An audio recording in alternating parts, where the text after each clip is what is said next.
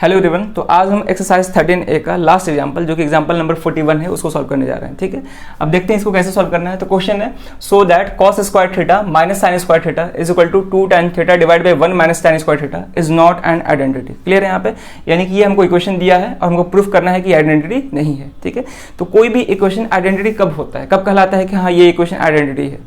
तो उस इक्वेशन में जो भी वेरिएबल है, अगर उस वेरिएबल की जगह पे हम कोई भी वैल्यू रखें तो अगर वो इक्वेशन सेटिस्फाई हो जा रहा है उस वैल्यू के लिए, तो हम बोलते हैं कि वो मतलब वो इक्वेशन क्या है, मेरा आइडेंटिटी है। क्लियर है। और इक्वेशन सेटिस्फाई होने का मतलब क्या होता है, एलएचएस का वैल्यू आरएचएस के इक्वल आना।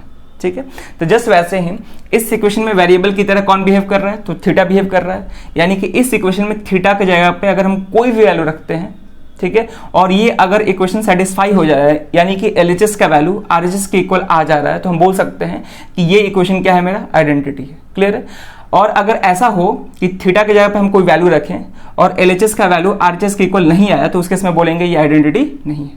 क्लियर है। थीटा का अगर एक भी वैल्यू लेते हैं, अगर एक भी वैल्यू के लिए ये सेटिस्फाई नहीं हो रहा है, थीटा का अगर एक भी वैल्यू के लिए इक्वेशन सेटिस्फाई नहीं हो रहा है, तो हम इसको आइडेंटिटी नहीं बोलेंगे। क्लियर है यहाँ पे। चलो तो चेक करते हैं। तो क्या करेंगे, थीटा की जगह पे कोई एक रैंडम एंगल लेंगे और वहां से हम चेक करेंगे कि एलएचएस का वैल्यू आरएचएस के इक्वल आ रहा है कि नहीं आ रहा है। तो थीटा की जगह पे हम कोई भी एंगल रख सकते हैं जिसके लिए हमको वैल्यू मालूम है, यानी कि स्टैंडर्ड एंगल्स ले सकते हैं। ठीक है, स्टैंडर्ड एंगल्स में क्या होते हैं, 0 ले सकते हैं, 30 ले सकते हैं, 60, 45, कोई भी, मतलब इन पांचों में से कोई भी एंगल हम ले सकते हैं। ठीक है, तो देखते हैं सॉल्यूशन कैसे करेंगे। तो हम क्या कर रहे हैं कि थीटा की जगह पे 45 डिग्री ले रहे हैं। क्लियर है यहाँ पे। तो क्या लिखेंगे, putting theta is equal to 45 degree. हम 45 डिग्री ले रहे हैं। तो अगर हम 45 डिग्री रखते हैं थीटा की जगह पे, तो एलएचएस क्या है, मेरा एलएचएस है cos square theta minus sine square theta. Cos square theta minus sine square theta है। तो थीटा की जगह पे हम क्या रखेंगे, 45 डिग्री। तो ये हो जाएगा कॉस स्क्वायर 45 डिग्री माइनस ये हो जाएगा साइन स्क्वायर 45 डिग्री। क्लियर है। अब हम चेक करेंगे कॉस 45 डिग्री का वैल्यू क्या होता है, 1/√2, यानी कि 1/√2 का whole square, minus sine 45 degree का वैल्यू क्या होता है, ये भी 1/√2 इसका होल स्क्वायर। क्लियर है। अब हम इसको स्क्वायर करेंगे तो 1 का स्क्वायर 1 ही होता है, √2 का स्क्वायर 2 होगा, क्योंकि स्क्वायर रूट से स्क्वायर कैंसिल हो जाएगा। तो 1/2 माइनस ये भी क्या हो जाएगा 1/2। अब दोनों सेम है तो कैंसिल होकर क्या आ जाएगा, 0। यानी कि एलएचएस का वैल्यू 45 डिग्री के लिए क्या आ रहा है, 0 आ रहा है। ठीक है, अब आरएचएस चेक करते हैं। तो आरएचएस क्या है, मेरा आरएचएस है 2 tan theta divide by 1 minus tan square theta. तो थीटा की जगह पे क्या रखना है, 45 डिग्री। तो 2 tan थीटा की जगह पे 45 degree divide by 1 minus tan square 45 degree.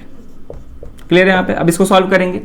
तो tan 45 डिग्री का वैल्यू क्या होता है, 1। तो ये हो जाएगा 2 × 1 डिवाइड बाई 1 माइनस ये हो जाएगा 1 का स्क्वायर, जो कि 1 ही होगा। तो सॉल्व करेंगे आगे।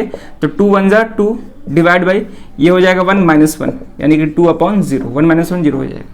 ठीक है, और समथिंग अपॉन 0 क्या होता है, अनडिफाइंड होता है। ठीक है, किसी भी नंबर को या किसी भी चीज को 0 से डिवाइड करते हैं तो आंसर क्या आता है, अनडिफाइंड, यानी कि कोई डेफिनेट नंबर नहीं आता है।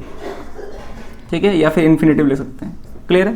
तो हम देख पा रहे हैं कि थीटा इक्वल टू 45 डिग्री के लिए एलएचएस का वैल्यू 0 आ रहा है और आरएचएस का वैल्यू अनडिफाइंड आ रहा है, यानी कि एलएचएस और आरएचएस का अलग अलग वैल्यू आ रहा है। तो क्या हम इस इक्वेशन को आइडेंटिटी बोल सकते हैं, नहीं बोल सकते हैं। क्लियर है, यानी कि वेरिएबल के हर एक वैल्यू के लिए इक्वेशन सेटिस्फाई होना चाहिए।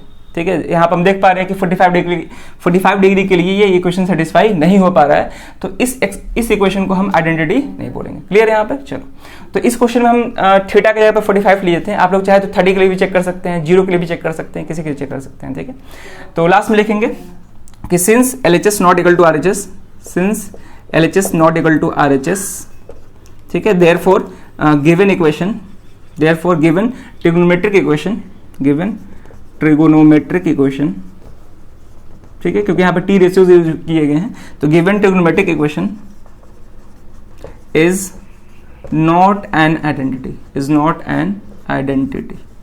क्लियर है यहाँ पे। चलो, तो ये चीज हम प्रूव कर दी। ठीक है, तो ये क्वेश्चन इस एक्सरसाइज का लास्ट एग्जाम्पल था। अब इसके बाद हम लोग एक्सरसाइज का क्वेश्चन सॉल्व करेंगे। ठीक है ना। तो इस वीडियो में ये क्वेश्चन रहेगा। अब मिलते हैं नेक्स्ट वीडियो में नए क्वेश्चन के साथ। Thank you.